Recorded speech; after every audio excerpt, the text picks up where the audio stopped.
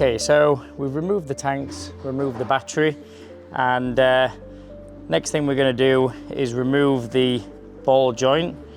So if we turn it on its side like this, we're going to pull off the pad holder, and then we're also going to remove the squeegees just by turning these two nuts like that, and the squeegee comes off. And then we've got 4 screws underneath which hold the ball joint into place.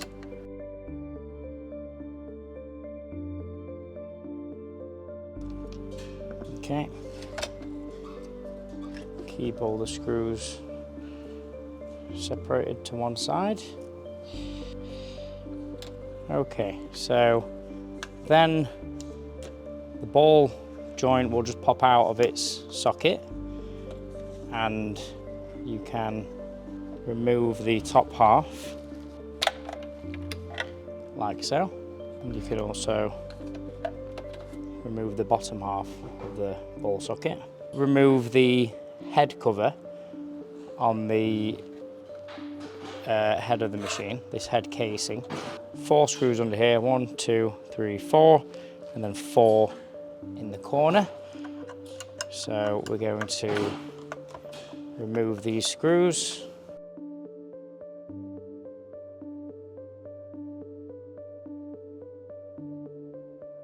Okay, now I'm just going to turn it over so it's a bit easy for you to see, but this head cover will now just come off, and we can see the cable here that we're going to change.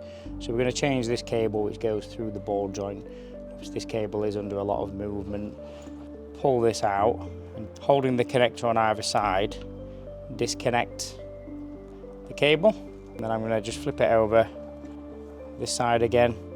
We now need to disconnect the cable from within the solenoid pod. So there's 4 screws.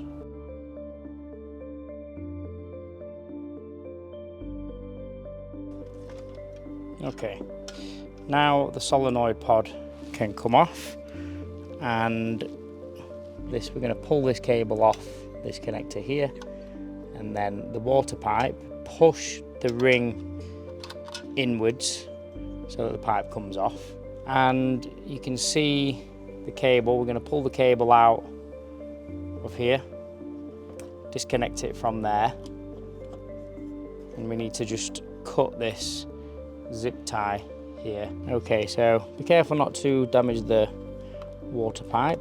We're going to cut that zip tie, remove it. Now we just need to pull the pipe off and pull the cable through the ball joint. So we're going to replace this cable for a new one. So this is the new cable. Obviously make sure we're getting it the right way around, so we can connect this onto here and thread this back through the center of the ball.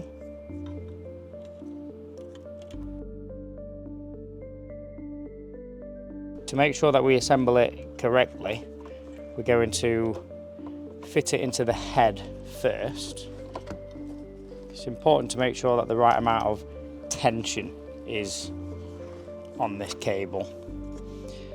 So we're going to push this into the connector on the brush motor, and then this heat shrink here is going to slot into this slot here. So that makes sure that the tension is taken off the connector, you see. So that holds into there like so. We can make sure that the water pipe is pushed down into that slot. We can put the head cover on at this point, and that just makes sure that the cable and the water pipe are in the correct position. Make sure that the cable and the water pipe go through this gap here, and that they're not trapped. Okay, so I'm going to turn that around and screw this back together to make sure it's aligned up, so that the casing is aligned up all along the edge. When you put screws back in to a plastic casing, we need to find the thread, so just turn them left until you hear it drop, and then screw it back in by hand. And when it's tight, just an extra little bit of a turn just to make sure it's tight.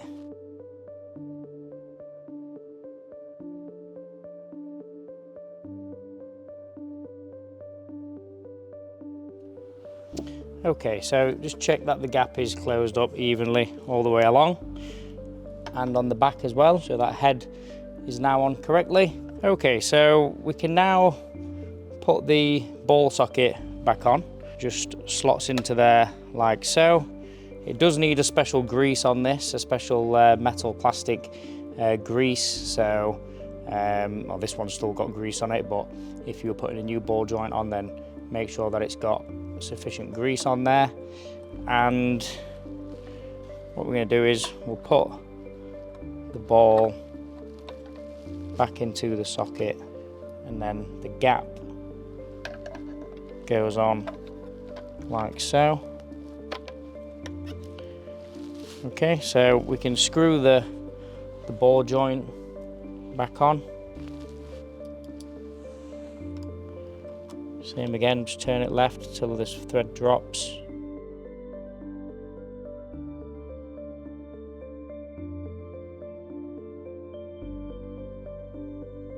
We'll check that they're not too tight. So one thing to check is just when you fit the ball joint is that this is flush on both sides. It should be flush, and we'll check afterwards that it's nice and free. It's moving free enough once we finish the assembly. We're going to flip it back over, and the cable needs to go in first and the pipe goes on top afterwards. Now the important thing is to get the tension on the cable correctly. You know, you want to push it down so that there's some slack in there, because if it's too tight it can cause problems. So push some slack in there, then push the pipe in, and now put the head in this position. And what that does is that pulls the cable through so it's the correct length, and it also holds the water pipe in position there as well. So you can make sure that the water pipe is now pushed into its recess as well as the cable, and then we're going to put a new zip tie on here to hold it in place. Okay, so we're going to put the zip tie in and put it with the end in your hand. So we're going to thread this through that hole in there, thread that in, and then connect the zip tie. The important thing is that the head of the zip tie is like in this gap here. You know, it's out of the way, because you don't want this catching on the hose when the hose is moving. Pull that nice and tight, and then use a special tool like these which cut it perfectly flush, because you don't want a sharp bit on the zip tie. I had to do a bit of an angle because of the camera then, but you just want that to be nice and flat so there's not a sharp bit on it. The cable we can then thread back up into the handle so it's out of the way, and make sure the cable is pushed into this recess, and then we can put the solenoid pod back on. So we can put the water pipe on first, and when you push it in, make sure push it in as hard as you can, like, you know, so it really hits the back, because you don't want that to leak. And then this connector is going to go onto the electrical connector there.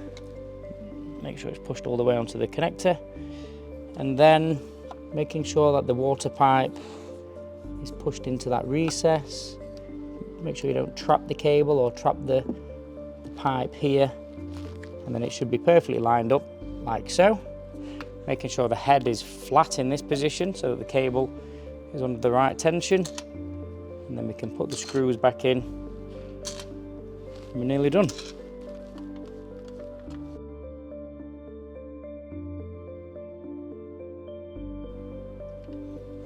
Okay, so now we can put the squeegee back on. I'm just going to turn it over. It's a bit easier to do this way. So the squeegee, just to line this up, and make sure flange there is on the outside. You don't want it like that, it needs to be like this on either side.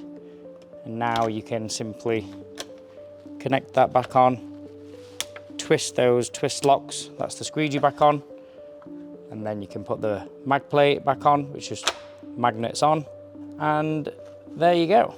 So if you look in here, you can see the water pipe should be nice and tight going into that slot, and that makes sure that the cable's been refit with the correct tension. Ready to go.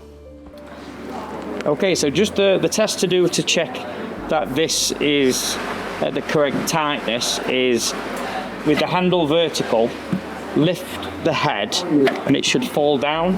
Lift it to the side, lift it to the side, it should fall down. This joint should be very loose to make sure that it's operating properly. If it's too stiff, it can affect how it dries the floor, so make sure it's got the correct lubrication in there, and also that these screws are not over tightened. You could loosen them a tiny little bit if needed.